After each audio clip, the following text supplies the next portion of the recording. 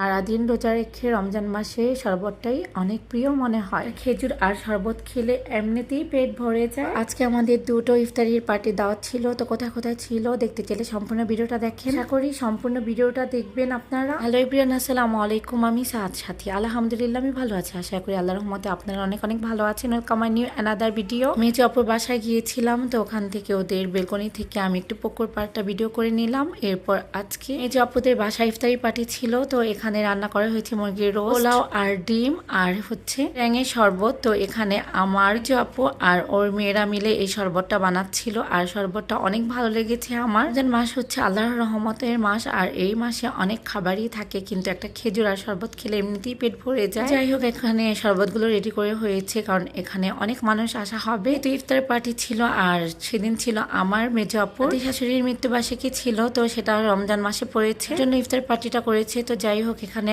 আমাদের জন্য খাবার রেডি করা হয়েছে। তো কিছুক্ষণের মধ্যে আজান দিবে, আমরা প্লেট সামনে নিয়ে বসে আছি। আমার মেজো আপুর দাদি শাশুড়ির জন্য সবাই দোয়া করবেন, আল্লাহ তাআলা যেন ওনাকে জান্নাতুল ফেরদৌস দান করেন, আমিন। আমরা সবাই মিলে ইফতারিটা করে নিলাম আলহামদুলিল্লাহ। আর ইফতারির পরে চা খাবো না তা কি হয়, আমি আগে চা খেতাম না, আমার এখন বাবার বাসায় থাকা পড়ে বেশি, তো আমার বাবার বাসা সবাই চা খায়, তো আমি খাবো না তা কি হয়। আমি চা খেতাম না, এখন একটু খাই, কিন্তু অতটা না, একসাথে বসলে একটু চা খাওয়া এই আর কি। তো এই তো এখন আমাদের বেটেলি আমরা সবাই বসে আছি, আর বাহিরে যে এত পরিমাণ বৃষ্টি হয়েছে, আমরা রুমে বসে আছিলাম, আমরা কিছুই জানতাম না, আর বাহিরে নাকি শিলা বৃষ্টি হয়েছিল। এই রুমে যখন এসেছি আমি বৃষ্টির কথা শুনলাম, আমি বৃষ্টির কথা শুনে আমি সোজা ব্যালকনিতে চলে গিয়েছি বৃষ্টি দেখার জন্য। মাশাআল্লাহ, আমার বৃষ্টি অনেক ভালো লাগে, তো আমি একটু হাত দিয়ে বৃষ্টির পানিটা লাগালাম। বৃষ্টির আল্লাহর রহমত, বৃষ্টির মধ্যে নাকি দোয়া করলে আল্লাহ তাআলা কবুল করে, তো আমি একটু দোয়া করে নিলাম পানি হাতে ছুঁয়ে। তো ওখান থেকে আবার ফাদ্দের বাসায় এসেছি, আজকে দুইটা প্রোগ্রাম একসাথে ছিল। আপুর বাসায় আগে ইফতারির অ্যাটেন্ড হয়েছি,